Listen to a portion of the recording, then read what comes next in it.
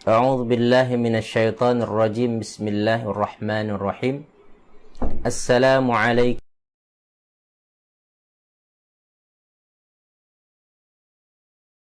Alhamdulillahi rabbil alamin, wassalatu wassalamu ala asyrafil anbiya'i wal mursalin wa ala alihi wa sahbihi wa man iktada bihadi ila yaumiddin.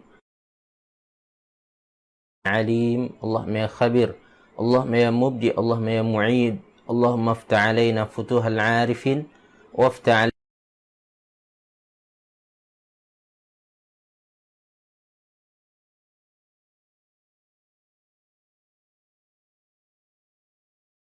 rahmah. Allahumma dhakkirna minhu ma nusina wa 'allimna minhu ma jahilna warzuqna tilawatahu.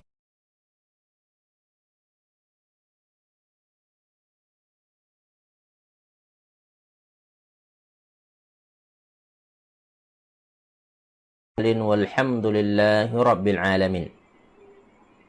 Puji syukur kita kehadirat Allah Subhanahu wa taala karunia pada kita semua. Alhamdulillah, pada pagi yang berbahagia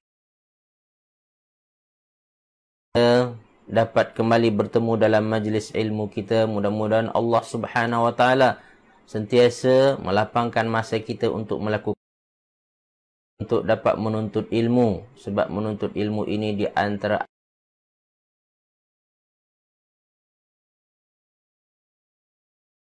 Ta'ala. Saudara fillah yang dikasihi sekalian, kita juga sampaikan salawat dan salam kita pada junjungan Nabi besar Muhammad sallallahu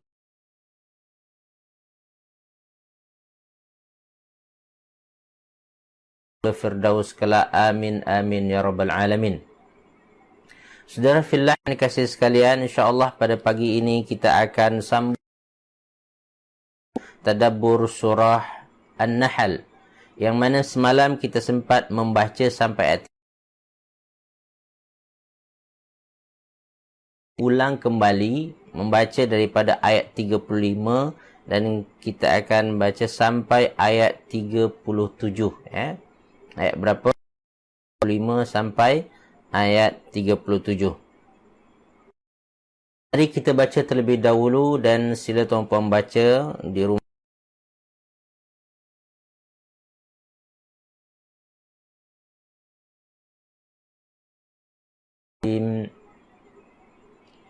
Bismillahirrahmanirrahim. Wa qala alladhina asyraku law syaa Allah لو شاء الله ما عبدنا من دونه من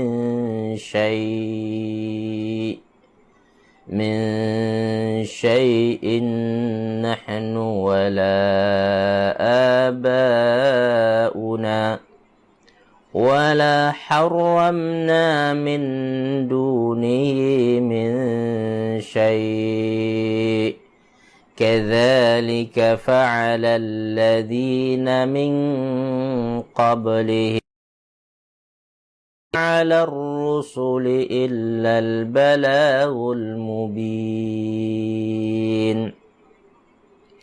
ولقد بعثنا في كل أمة رسولا أن اعبدوا الله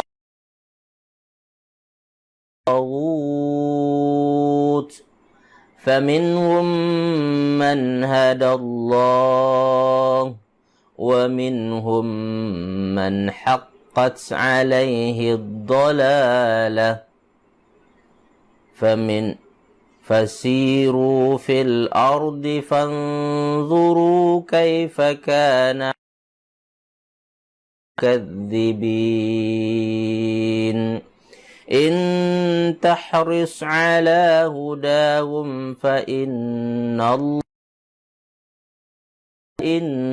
الله لا يهدي من يضل وما لهم من ناصرين.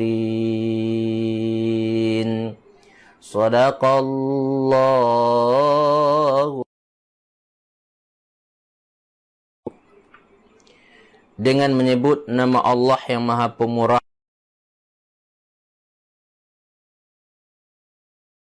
berkata, jika Allah menghendaki, niscaya kami tidak akan menyembah sesuatu apapun selain Dia. Baik kami maupun nenek moyang. Dan tidak pula kami mengharamkan sesuatu pun tanpa izinnya. Demikianlah yang diperbuat oleh orang-orang sebelum mereka. Bukankah kewajipan para rasul hanya menyampaikan amanat Allah dengan jelas? Dan sungguh, kami telah mengutus seorang rasul untuk setiap umat, untuk menyerukan, sembahlah Allah dan jauhkanlah taghut. Kemudian di antara mereka ada yang diberi petunjuk oleh Allah Subhanahu wa taala, dan ada pula yang tetap dalam kesesatan. Maka berjalan ke bumi dan perhatikanlah bagaimana kesudahan orang-orang yang mendustakan rasul-rasul. Jika engkau, wahai Muhammad, sangat mengharapkan agar mereka, maka sesungguhnya Allah tidak akan memberi petunjuk kepada orang yang disesatkannya, dan mereka tidak akan mempunyai penolong untuk itu. Maha benar Allah ke atas firman-firman-Nya. Lah yang dikasih sekalian, tafsir terhadap ayat 35 ini kita telah terangkan sebelum ini bahawasanya orang-orang musyrik memberi alasan yang pelbagai untuk melepaskan diri mereka daripada persoalan di akhirat nanti.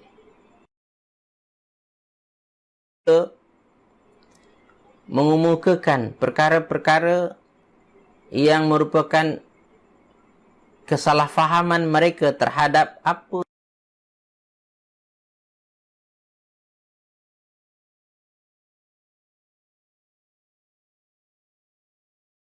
menjadi kafir dan musyrik seperti ini, maka mereka mengatakan ini kehendak Allah Subhanahu wa taala. Nah, jadi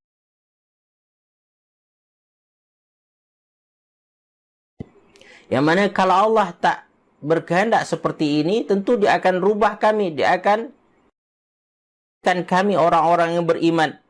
Demikian juga nenek moyang kami dahulu. Tapi memang Allah tak takdirkan kami ini jadi orang musyrik, orang kafir. Ya, seperti itulah. Kami tak boleh buat apa. Ya. Dan mereka juga beralasan ketika ditanya, kenapa kamu melakukan perkara haram ini? Maka mereka mendakwa bahawasanya Allah untuk melakukan yang haram. Kalau Allah ingin buat kebaikan, tapi masalah Allah takdirkan kami seperti ini.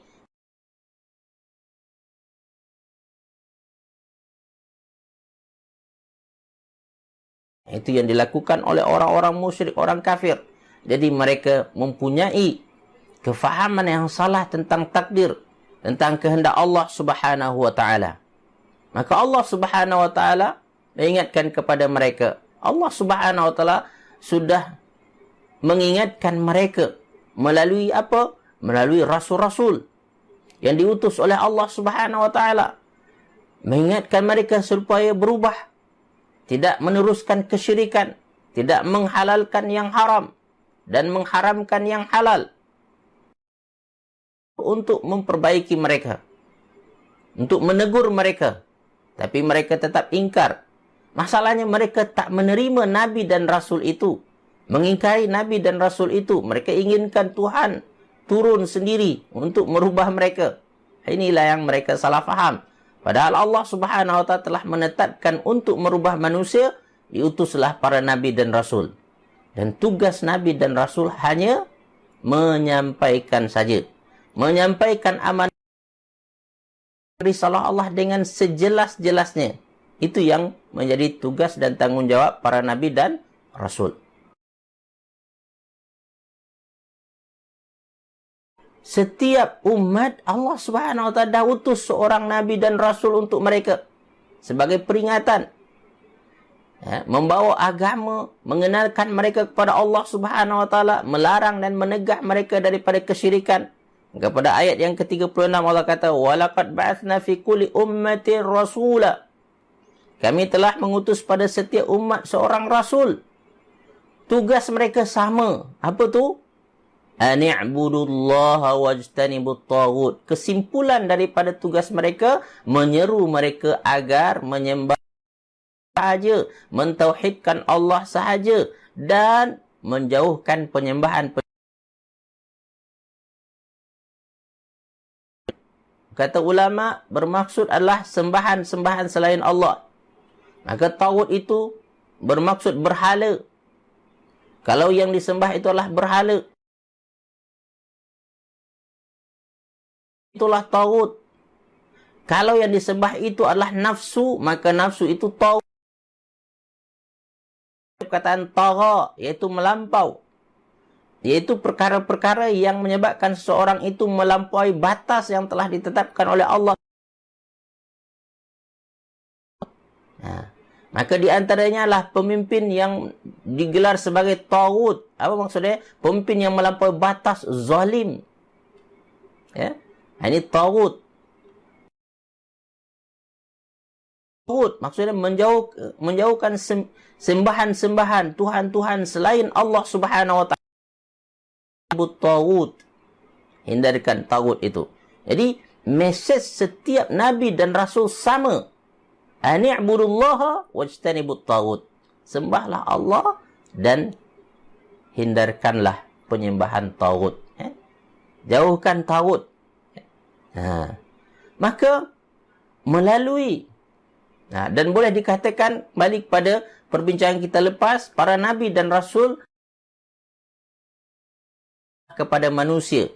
Apa dia? Hidayah agama. Kita dah ada tools hidayah yang kita bincang pada pertemuan lepas. Di antaranya apa dia? Hidayah fitri, hidayah hawas, hidayah apa lagi? Akal, dan hidayah agama ini Allah adakan kepada manusia, Allah wujudkan untuk manusia melalui apa? Pengutusan para nabi. Ya, maka mereka mengenalkan. Seolah Allah Subhanahu wa taala pada ayat ini menjelaskan tentang hidayah ad-din. Dan hidayah ad-din ini pun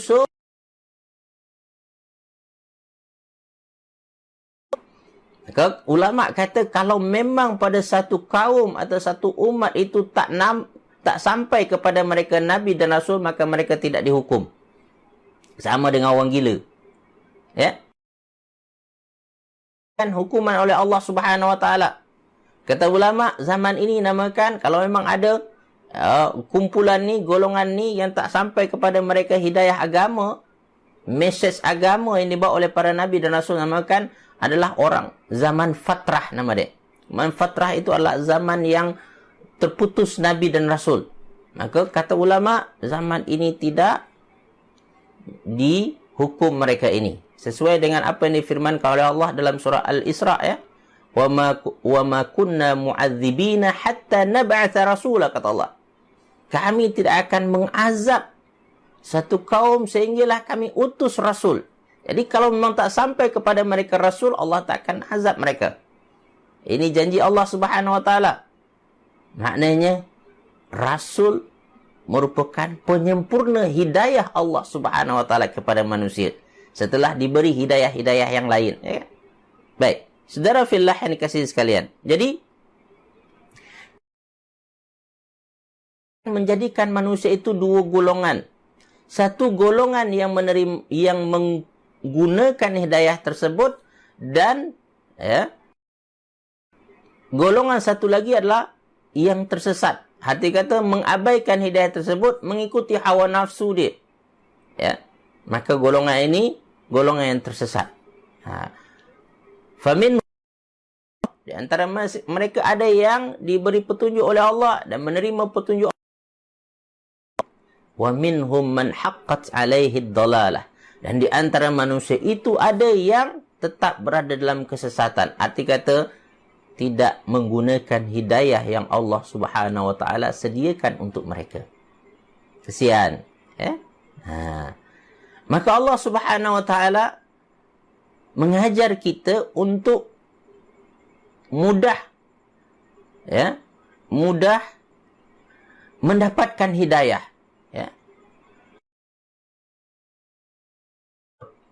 dengan berjalan di muka bumi. Kadang-kadang apabila kita hanya berada di tempat kita saja, tak berjalan ke merata dunia, maka dengan berjalan di muka bumi, melihat apa yang sudah berlaku pada kaum-kaum terdahulu, bangsa-bangsa yang terdahulu, maka kita lihat apa kesudahan mereka. Kalau kita lihat, tuan-puan dan kasih sekalian, bangsa-bangsa hebat dahulu, sehebat akhirnya hancur juga. Kita dahulu mengetahui bahawasanya ada peradaban hebat di Iraq. Nama dia Babylon, kan? Sehebat mana pun sekarang Iraq jadi negara biasa, bahkan negara yang hancur dengan peperangan.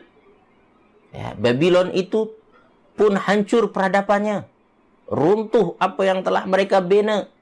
Apalagi tuan-puan dan kasih sekalian, terkenal dulu tamadun Mesir, kan? Peradaban Mesir yang megah. Tapi sekarang Mesir macam mana, tuan-puan? Hancur juga. Piramid, kan? Tinggallah patung-patung Firaun. Tapi kehebatannya itu sudah hilang daripada mereka. Ketahuilah, tuan-puan, bangsa dan negara yang sekarang ini sombong menganggap mereka adalah negara adidaya,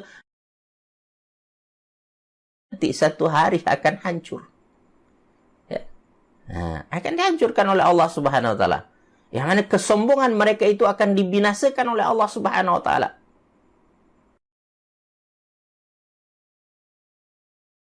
Yang kekal nanti adalah Allah Subhanahu wa taala. Kuasa Allah Subhanahu wa taala. Alhamdulillah, langit yang beribu-ribu tahun dahulu sekarang masih langit yang sama. Matahari yang dinikmati masih lagi yang sama, tak berubah lagi. Tuan-puan ada nampak ke perubahan langit semenjak tuan-puan lahir sampai sekarang? Tak ada, kan? Masih sama lagi. Ini yang ciptaan Allah pun seperti itu, apatah lagi Allah Subhanahu wa taala yang menciptakan, Maha berkuasa dan Maha kekal. Maka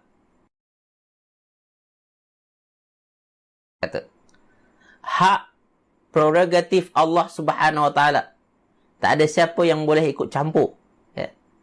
Hidayah memang milik Allah sepenuhnya.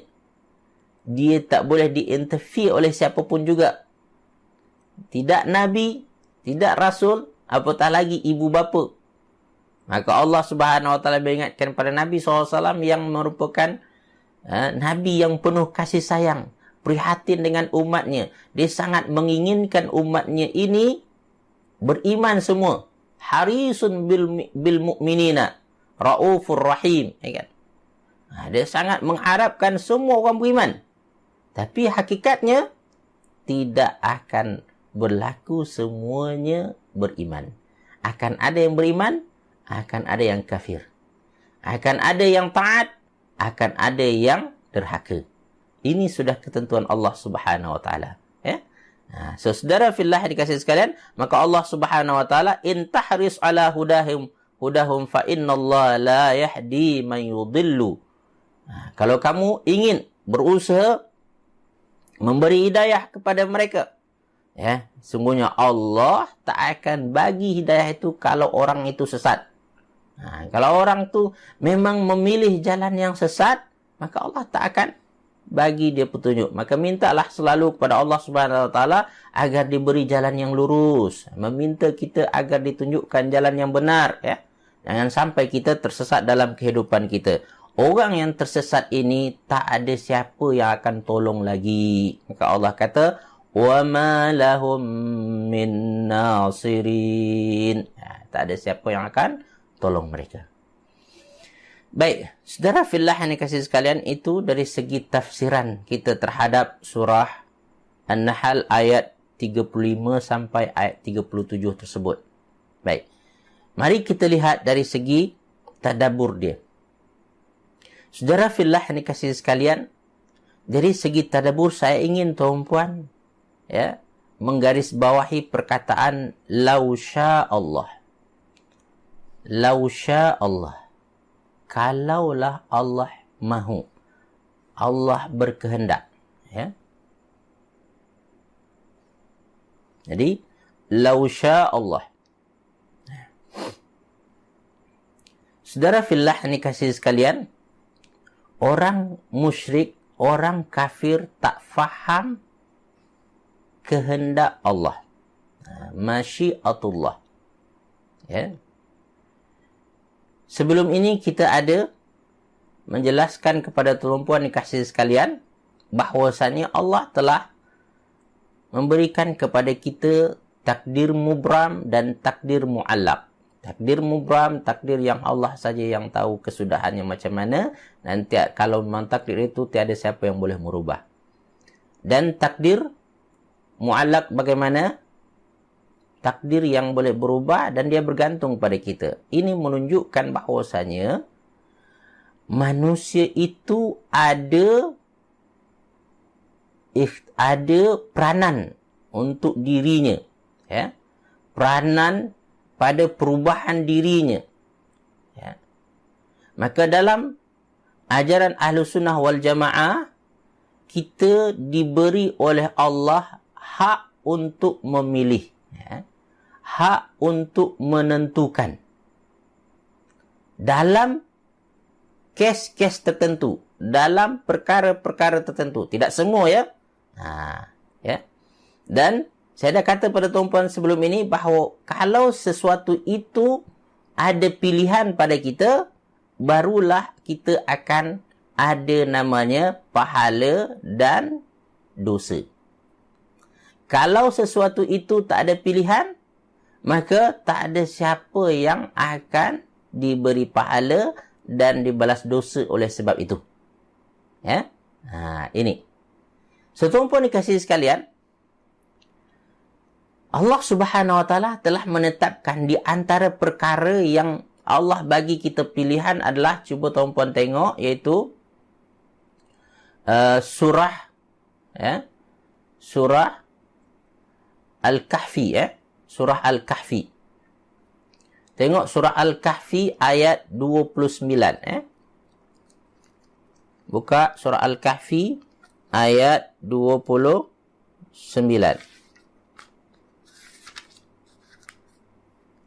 Ya. Saya ulang balik. Apa dia? Surah Al-Kahfi ayat berapa? Ayat 29 terdapat pada halaman 297. Ya. Terdapat pada halaman 297.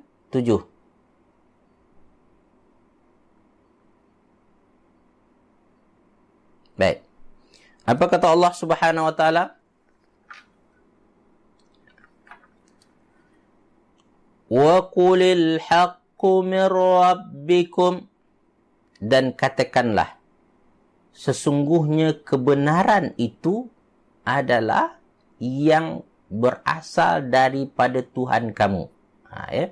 Al-haq itu min rabbikum. Ya. Sesuatu yang hak, pegang ini, sesuatu yang datang daripada Allah.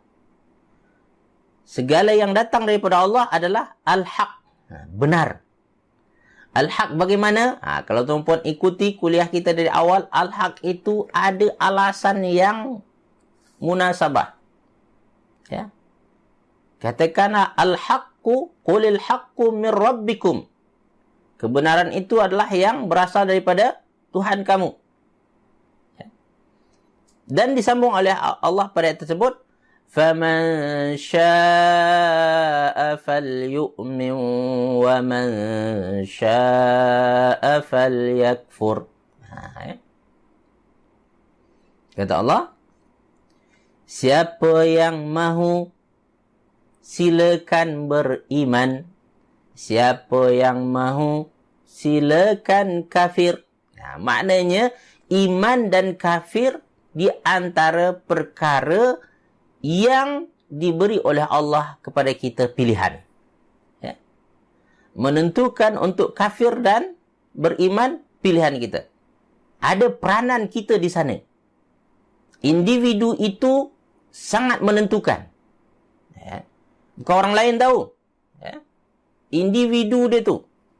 Faman syaa'a falyu'min wa man syaa'a falyakfur. Nah, tengok di sini kita diberi kuasa, berkehendak, berkeinginan. Maka kalau tuan-puan faham ni, selalulah tuan-puan penuhkan keinginan tuan-puan agar dianugerahkan iman kepada Allah. Iman yang tinggi, iman yang besar, iman yang kuat. Ya. Dihindarkan daripada kekafiran. Ya. Minta kepada Allah Subhanahu Wa Taala agar selalu keinginan tersebut menghala kepada keinginan iman. Kalau boleh tuan-puan jangan lupa berdoa dengan yang doa yang diajarkan oleh Nabi SAW. Allahumma habbib ilainal iman wa zayyinhu fi qulubina wa karrih ilainal kufra wal fusuqa wal isyan. Doa dia. Ini doa agar hati kita lebih cenderung kepada iman. Minta kepada Allah. Saya ulang balik. Doa dia apa? Allahumma habbib ilainal iman qulubina wa karrih ilainal kufra wal fusuqa wal isyan.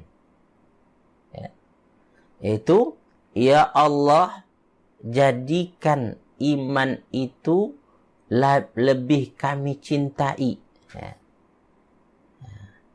Jadikan hati kami ini cinta kepada iman. Wa zayyinhu fi qulubina, hiasi hati kami dengan iman tersebut. Wa karrih ilainal kufra wal fusuqa wal isyan. Ya Allah, jadikan hati kami ini benci kepada kufra, kekafiran. Tak suka dengan sesuatu yang membawa kepada kekafiran. Wal fusuqa, yang membawa kepada kefasikan. Wal isyan, dan kederhakaan, pengingkaran, maksiat kepada Allah Subhanahu Wa Taala. Ya Allah, lindungi kami. Jangan kami terjerumus pada yang demikian itu. Hati kami ini cenderung pada iman saja. Ini minta pada Allah Subhanahu Wa Taala. Ingat tuan-puan dan kasih sekalian, iman di antara perkara yang kita diberi pilihan oleh Allah Subhanahu Wa Taala. Jadi oleh itu apabila orang kafir kata, kenapa engkau kafir dan syirik? Ini sebab Allah yang berkehendak. No. Salah. Ya. Iman dan kafir adalah pilihan masing-masing dan itu kehendak masing-masing. Itu bukan kehendak Allah Subhanahu Wa Taala. Ya. Kehendak Allah, semua manusia ini beriman. Ya. Kalau boleh, tapi memang ditakdirkan oleh Allah akan ada yang beriman, ada yang akan tidak beriman. Ada yang akan kafir. Ya. So, saudara fillah yang dikasihi sekalian, ini dia.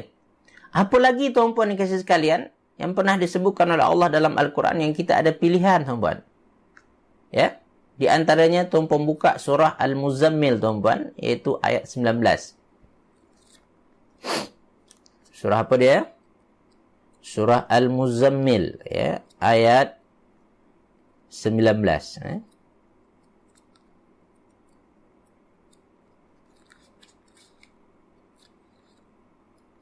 Yep. Surah Al-Muzammil ayat 19. Itu pada halaman 574. Halaman 574. Yang mana Allah Subhanahu wa taala berkata, Inna hadhihi tadhkirah. Inna hadhihi tadhkirah. Sesungguhnya ini hanyalah peringatan. Ini hanyalah peringatan. Ya. Faman syaa'a attakhadha ila rabbi sabila. Siapa yang mahu, siapa yang berkehendak, niscaya dia mengambil jalan yang lurus kepada Tuhannya. Di sini menunjukkan bahwasanya keinginan untuk menempuh jalan yang lurus itu ada pilihan. Nak tempuh jalan yang lurus, jalan yang berliku-liku, yang bengkok, zigzag, ya kan? Itu adalah pilihan kita. Gantung pada kita nak pilih mana. Yang mana dengan pilihan tersebut, Allah akan membalas kita. Sama ada dibalas dengan pahala ataupun dibalas dengan dosa. Dibalas dengan kebaikan atau dibalas dengan keburukan. Itu adalah pilihan kita. Saudara fillah yang dikasihi sekalian, maka apabila ada orang musyrik atau orang kafir ataupun orang muslim tetapi menempuh jalan maksiat, dia kata ini sebab Allah nakkan benda ni. Ketahuilah tuan-puan dan kasih sekalian, Allah tak nakkan perkara itu. Cuma Allah bagi kita kuasa untuk memilih dalam hal tersebut, berkehendak. Maka dalam hal ini tuan-puan dan kasih sekalian, mukmin produktif adalah mukmin yang faham akan perkara ini. Mana yang dia ada pilihan, mana yang dia tak ada pilihan, dia faham betul. Maka dia akan pergunakan betul perkara-perkara yang dia ada pilihan tersebut untuk meraih kedudukan yang lebih baik lagi dalam kehidupannya. So, saudara fillah yang dikasihi sekalian, ini dia. So, ingat dalam surah An-Nahl kita tadi tu, garis bawahi iaitu Lau sya'allah. Lau sya'allah. Kalau Allah berkehendak. Ingat, kata-kata kalau Allah berkehendak ini, kata-kata orang kafir. Sebenarnya Allah memberi kita kuasa untuk berkehendak kepada yang beriman ataupun berkehendak kepada yang sesat. Pilihlah. Kita diberi kebebasan oleh Allah pada hal tersebut. Maka ulama, tuan-puan dikasihi sekalian, ketika mentafsirkan Allah telah menyerahkan, pernah menyerahkan amanah kepada langit dan bumi, gunung ganang. Tetapi mereka semua itu menolak untuk memikul amanah tersebut. Mereka enggan. Maka ditawarkan kepada manusia, maka manusia ketika itu menerima dengan senang hati, dengan seronok lagi, tanpa ada risau dan takut. Maka Allah kata manusia kebanyakannya adalah zaluman jahula, menzalimi hidayah, menzalimi amanah tersebut, dan jahula, bodoh tentang apakah amanah yang dimaksudkan oleh Allah untuk dipikul oleh gunung ganang, oleh langit bumi, dan mereka enggan, lalu dipikul oleh manusia. Amanah apakah itu? Ulama tafsir memang berbeza pendapat dalam hal ini, tetapi saya mengambil satu pendapat yang dikemukakan oleh itu Dr. Muhammad Ratib An-Nablusi dalam satu kuliah yang saya dengar, dan ini sangat inspiratif bagi saya. Yang mana dia katakan amanah itu adalah hurriyatut takhir, kebebasan memilih yang diberikan oleh Allah kepada manusia. Ya. Jadi makhluk Allah yang tadi itu tak ada pilihan bagi mereka. Ya. Mereka sentiasa taat. Maka kalau kita lihat tuan-puan, langit, bumi seperti itu dulu, seperti itu sekarang, ya kan? Nah, gunung ganang pun seperti itu juga. Ya. Mereka ikut saja. Nah, tak pernah mengingkari. Sebab apa? Mereka tak ada pilihan. Tak ada keinginan-keinginan tertentu. Allah Ta'ala kebebasan memilih. Itu amanah ni. Tapi ketahuilah tuan-puan dan kasih Allah, ingatkan bahawasanya ramai di antara ini pecah amanah, ya. Tidak melaksanakan amanah ini dengan baik. Ya. Gunakanlah kebebasan memilih ini untuk memilih sesuatu yang tidak bermanfaat untuk dirinya.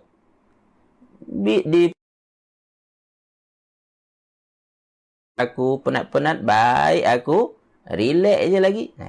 Dia malas, pilih untuk malas. Dia boleh rajin, tapi dia pilih untuk malas. Dia boleh berjaya sebenarnya, tapi dia pilih untuk gagal. Jadi dia zalimi amanah ini. Dan punca manusia zalim, jahil tentang amanah ni. Jahula. Dia sendiri tak tahu apa yang amanah yang Allah bagi kepada mereka. Saya harap tuan-puan dengan kuliah saya ini, tuan-puan tahu apa amanah yang Allah bagi pada kita. Menzalimi amanah ini. Gagal menggunakan amanah ini dengan baik. Apakah dia amanah tersebut? Amanah kebebasan memilih dalam certain case. Konsekuen daripada Allah bagi kita memilih tersebut, Allah bagi kita pahala dan dosa. Allah untuk melakukan accelerated, apa nama istilah itu? Boleh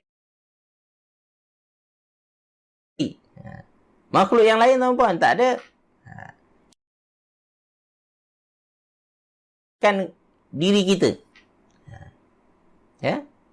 Makhluk yang diberi kebebasan ini juga tuan-puan dua je, iaitu manusia dan jin, manusia dan jin. Dipilihan oleh Allah Subhanahu Wa Taala, maka mereka diberi tanggungjawab. Sehingga dalam surah Ar-Rahman, mereka ini dianggap thaqalain. Thaqalain itu apa itu? Tanggungjawab. Baik. So, saudara fillah yang dikasihi sekalian, ingat ni. Ya. Jangan salah dalam memahami kehendak Allah. Sesungguhnya Allah berkehendak untuk memberi kita pilihan. Dan ini dinyatakan oleh Allah Subhanahu Wa Taala dalam surah Al-Insan, tuan-puan dikasihi sekalian. Cuba tengok ya 29 Surah Al-Insan ayat 29.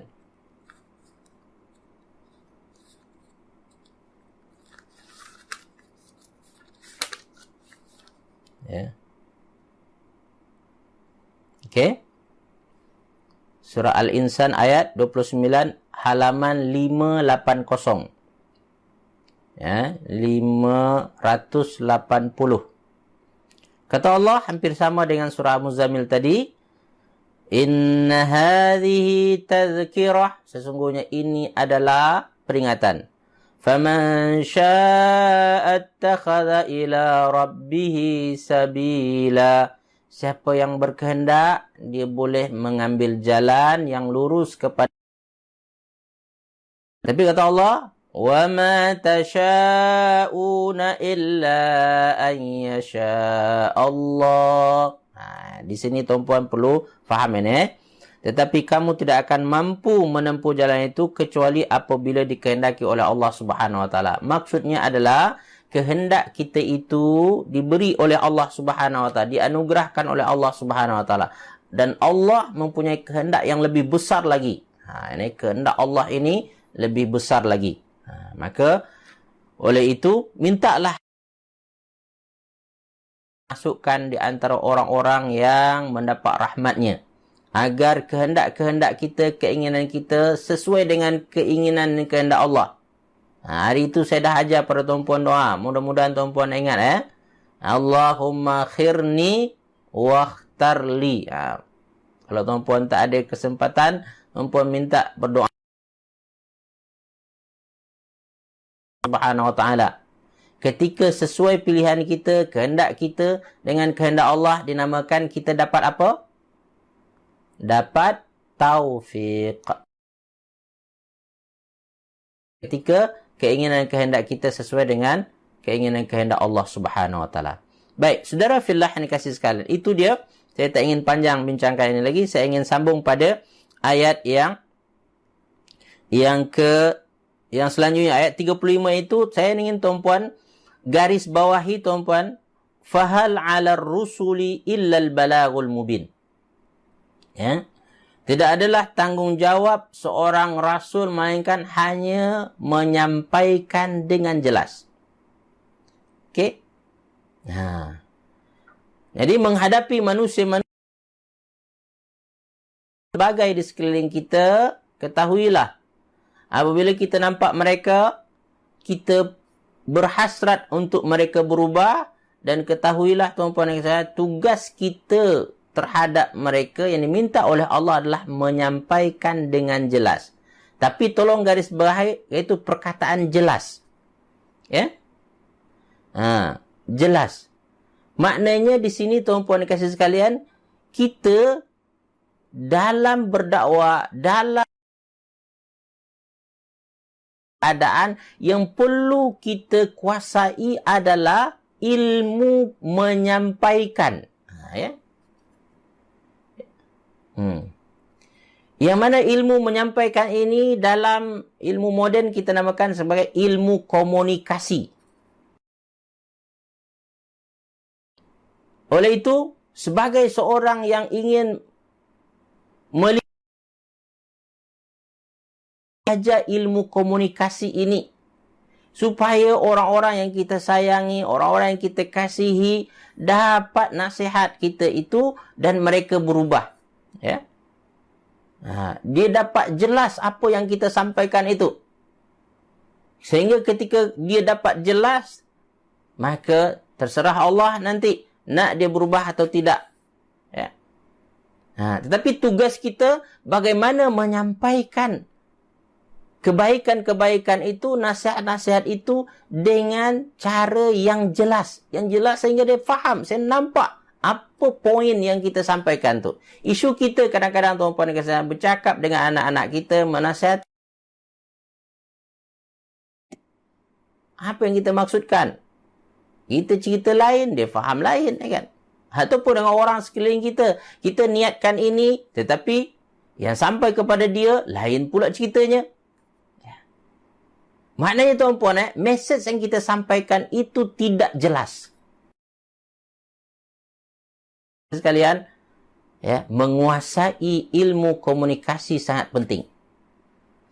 Ilmu komunikasi ini kalau kita lihat dalam pembahagian tuan-puan, ada namanya komunikasi verbal. Komunikasi apa tu? Verbal. Ada yang komunikasi non. Komunikasi verbal adalah bercakap, ya kan? Menggunakan ayat-ayat, menggunakan ungkapan-ungkapan. Non-verbal apa itu? Yaitu keadaan kita, body language kita. Ya? Jadi, kita perlu belajar ilmu komunikasi ini. Yang Allah Subhanahu wa ta'ala dalam Al-Quran sudah mengisyaratkan penting. Dan sebenarnya setiap kita sudah dibekali dengan benih ilmu komunikasi ini.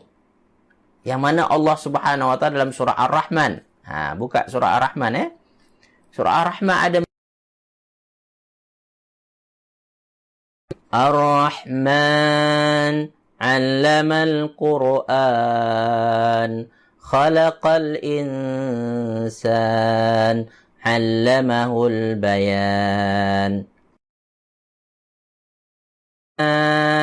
'Allamal Qur'an. Ar-Rahman, Allah Maha Pemurah.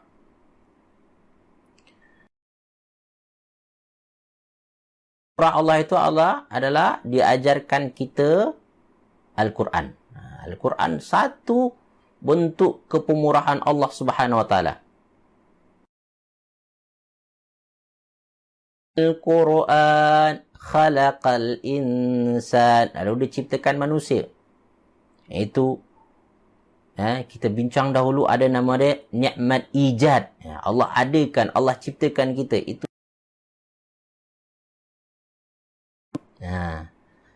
khalaqal insan, 'allamahul bayan. Ni ayat ni, 'allamahu kan al-bayan, mengajarkan kepada manusia al-bayan. Bayan ini apa dia? Ilmu bertutur.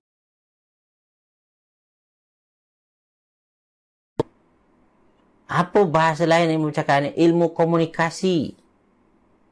Allah ajarkan kepada manusia ilmu ni.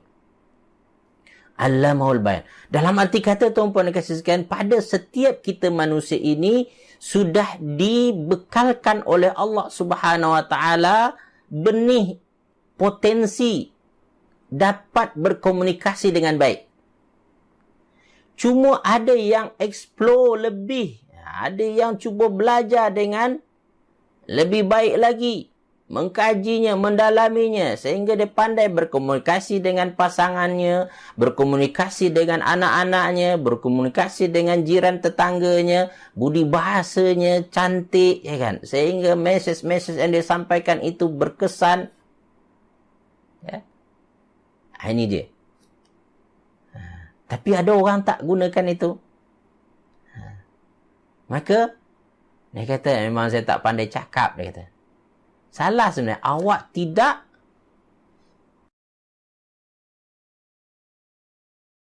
potensi awak tu.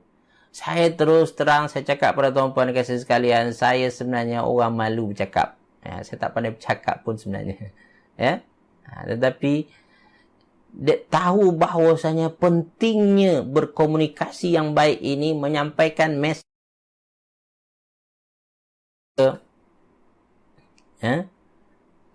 Saya belajar, bacalah ini, cubalah, praktislah, ya kan.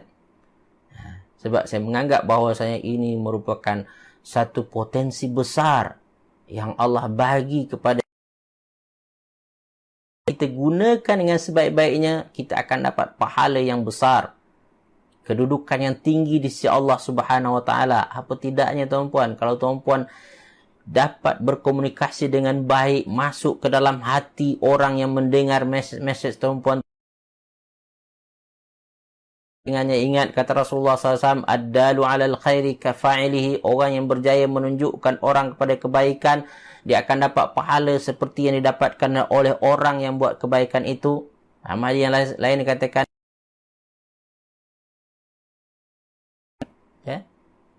so tuan-puan dan kasih sekalian, rugi kalau kita tak menguasai ilmu komunikasi. Paling kurang tuan-puan, ilmu komunikasi dengan pasangan kita, dengan anak-anak kita. Ini mesti kita bahagia. Ketahuilah, kata Imam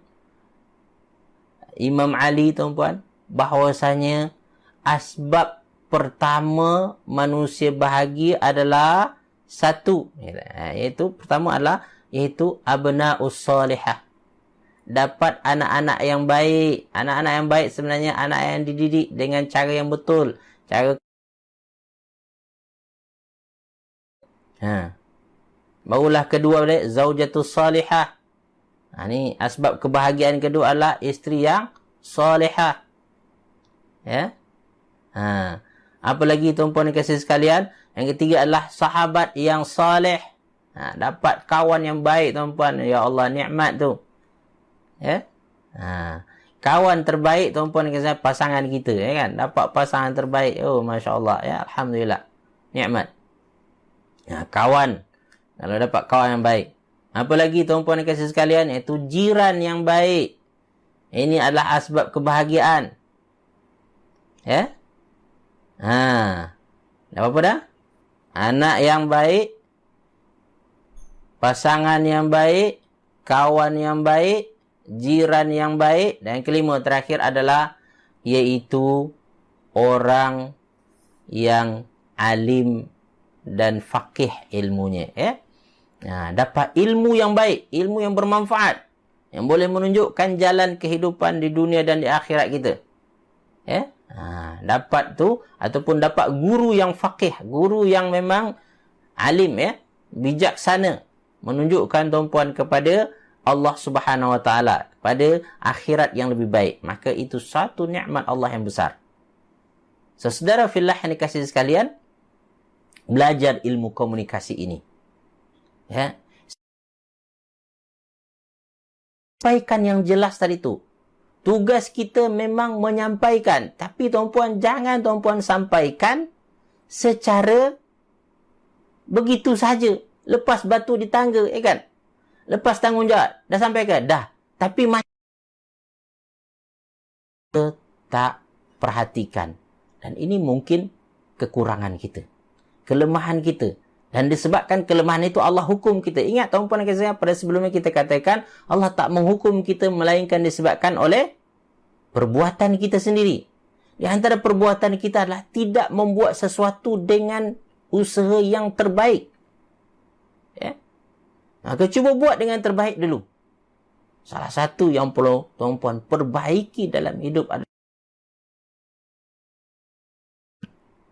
dalam bahasa Arab, ilmu komunikasi ada satu cabang namanya ilmu balaghah, nama dia tuan-puan. Ilmu apa dia tu? Ilmu balaghah.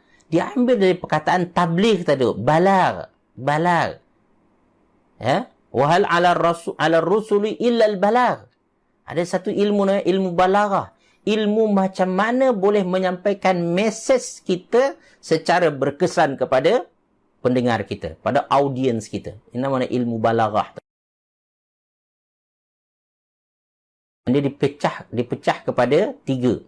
Ada ilmu bayan, nama dia, ada ilmu badi, nama dia, ada ilmu ma'ani. Ada 3. Jadi kuasai ilmu komunikasi sebab dia sangat menentukan kejayaan kita. Sebagaimana tuan-puan ketahui sekarang ini, orang yang berjaya tuan-puan nampak, orang yang pandai berkomunikasi. Orang yang jadi pemimpin-pemimpin besar, komunikasi yang efektif, yang bagus. Ya. Jadi oleh itu belajar. Ketahuilah setiap kita pemimpin, kata Rasulullah SAW, kullukum ra'in wa kullukum mas'ulun an ra'iyatihi. Setiap kamu adalah pemimpin, kamu akan ditanya dan dipertanggungjawabkan tentang kepemimpinan kamu. Akan ada soal nanti. Jangan tuan-puan jawab, saya dah sampaikan dah, tapi cara salah, ya kan? Cara tak betul.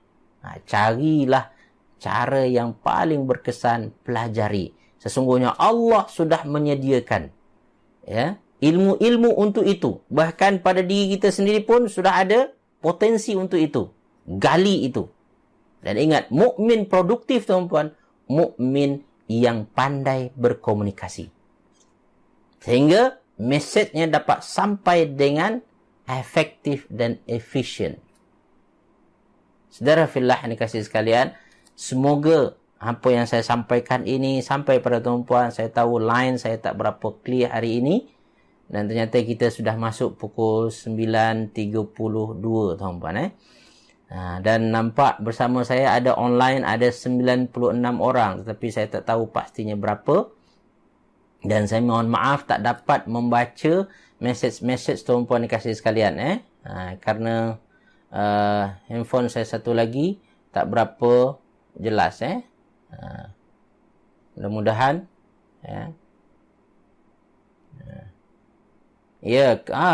ternyata saya dapat baca sebahagiannya. Kak Z, alhamdulillah, visual okey tapi audio masih breaking, masih sekat-sekat. Ya, manusia zalim, jahil dengan amanah, iaitu dalam bab kebebasan memilih, betul ya. Iaitu ya, accelerated Kak Elia, ya. Repeat doa Ustaz. Allahumma khayyirni wakhtarli wa anta. Allahumma khayyirni wakhtarni, ya. Ya. Okey, Datin Jamalia, dia mungkin seorang yang arif bab ilmu komunikasi, maka dia kata komunikasi verbal dan non-verbal, lisan dan bahasa badan, betul ya. Kuasai ilmu komunikasi supaya boleh menyampaikan ilmu pada orang yang kita sayangi dan orang lain agar boleh difahami dengan jelas, betul. Yes, practice make perfect, ya. Ya, betul. Ilmu komunikasi sangat penting. Terutama komunikasi dengan orang-orang yang kita sayangi, orang-orang yang kita kasihi, anak-anak kita, ya, suami kita. Kadang-kadang tuan-puan dan sekalian, suami faham lain, isteri faham lain, ya, last bergaduh. Ya. Banyak punca perceraian bukan disebabkan apa-apa tuan-puan, disebabkan oleh tak pandai berkomunikasi. Dia ada sesuatu dalam hati dia tapi nak sampaikan, tapi ya, suami tak faham, pasangan tak faham, ya kan? Last bergaduh, last bawa diri, merajuk, ya kan? Lepas tu cerai, ya. Alhamdulillah Ustaz, ya. Alhamdulillah, ya.